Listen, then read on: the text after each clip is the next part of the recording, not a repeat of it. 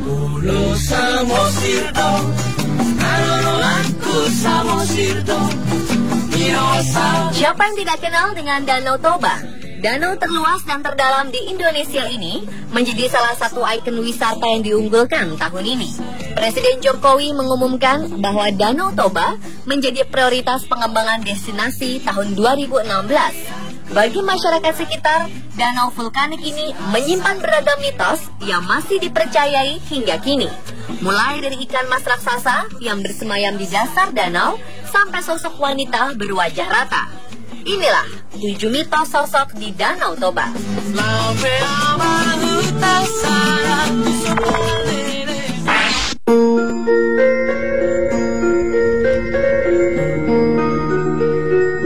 Ukuran Danau Toba yang luas dan dalam membuat kepercayaan tentang ikan mas raksasa yang bersemayam di dasar danau masih dipercaya secara turun-temurun. Masyarakat Toba meyakini bahwa ada 3 ekor ikan mas yang sangat besar. Masing-masing ikan mas berwarna merah, hitam, dan putih. 3 warna ini merupakan warna khas suku Batak. Banyak masyarakat yang mengaku sering melihat ikan ini dengan ukuran antara 5 hingga 10 meter melintasi danau. Nelayan di perairan Toba selalu gelisah saat rombongan ketiga ikan ini lewat karena akan merusak perangkap jalan mereka. Karena kepercayaan ini, setiap ada ikan yang berukuran lebih besar dari biasanya akan diperlakukan dengan terhormat. Ikan yang ditemukan akan dipelihara dan diberi sesajen berupa telur, jeruk purut, dan sesajen lain.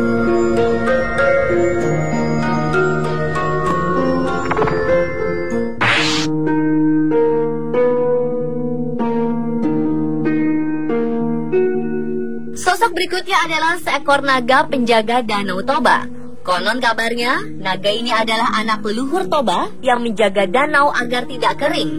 Naga ini masih sering muncul hingga sekarang. Beberapa nelayan yang sedang menjala ikan di danau kadang sering bertemu makhluk besar bersisik seperti ular besar berenang di danau. Namun belum ada yang bisa membuktikan keberadaan naga ini. Dengan luas dan dalamnya danau, kepercayaan tentang naga ini tetap dianggap masuk akal. Panjang naga diperkirakan setengah dari keliling Danau Toba. Jadi, yang masih leluasa hidup di danau tersebut.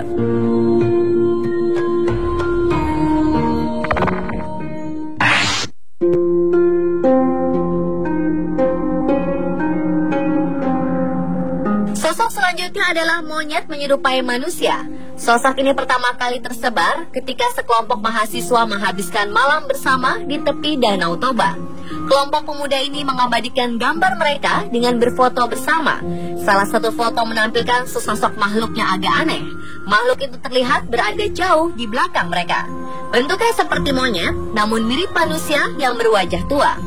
Daerah sekeliling Danau Toba memang banyak yang masih belum terjamah oleh manusia. Jika kita berangkat dari Medan, kita akan melewati pegunungan dan hutan yang masih asli dan jarang dikunjungi manusia. Di hutan ini masih banyak monyet yang hidup dengan nyaman. Terkadang mereka turun ke jalan dan terlihat bergerombol di tepi jalan raya. Hal ini mungkin yang memunculkan mitos monyet menyerupai manusia di sekitar Danau Toba.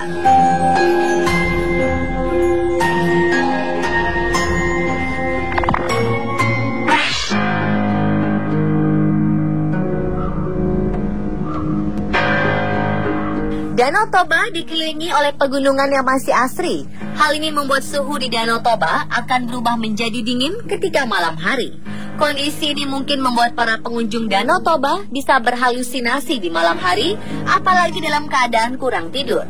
Sekelompok pemuda pernah menghabiskan malam di tepi Danau Toba. Karena tidak bisa tidur, mereka memutuskan untuk menghabiskan malam dengan bermain di tepi danau tersebut. Salah satu pemuda tiba-tiba melihat sesosok wanita muncul dari permukaan air. Sosok ini semakin mendekat dan betapa terkejutnya pemuda ini bahwa yang dia lihat adalah seorang wanita yang bermuka rata, tanpa mata, hidung, dan mulut. Kemunculan sosok ini membuat sang pemuda ketakutan dan berteriak seperti orang kesurupan. Rekan-rekan yang bersamanya pun berusaha menyadarkan pria ini. Namun tidak satu pun yang melihat sosok perempuan berwajah rata tersebut kecuali pemuda ini. Cerita ini pun tersebar dan menjadi mitos di Danau Toba.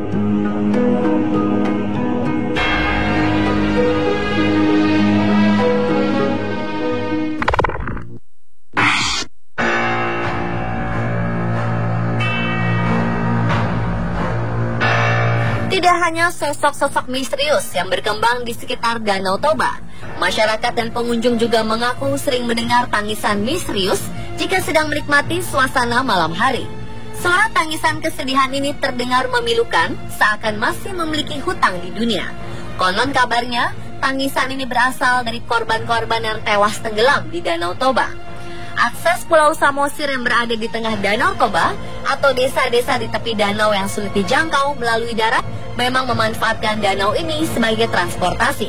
Biasanya penduduk dan pelancong menggunakan kapal feri, perahu, atau speedboat untuk menjangkaunya. Kelebihan muatan atau kapal yang sudah tua membuat beberapa penyeberangan gagal dan menenggelamkan penumpangnya. Arwah-arwah korban tewas di danau ini dipercaya masih berada di sekitar Danau Toba dan membuat suara tangisan di malam hari.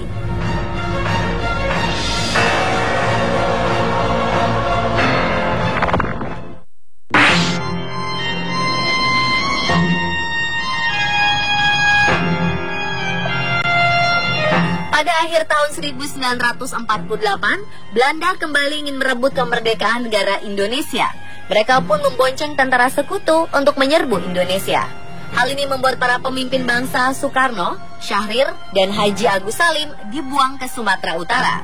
Awalnya mereka ditempatkan di Brastagi, kemudian dipindahkan ke Parapat, kota kecil yang letakkan di tepi Danau Toba. Di kota ini, Bung Karno dan kedua rekannya tinggal dari akhir Desember 1948 hingga akhir Januari 1949. Rumah pengasingan Bung Karno di Parapat masih berdiri megah dan dijadikan rumah bersejarah. Tamu-tamu pemerintah Provinsi Sumatera Utara sering menginap di situ selama bertugas di kota Parapat. Beberapa misteri muncul dari rumah ini. Pengunjung yang menginap sering mendengar suara-suara dan langkah kaki dari ruang pertemuan yang dulu dipakai Bung Karno. Tidak hanya suara, beberapa pengunjung mengaku mengalami gangguan oleh makhluk-makhluk tak kasat mata.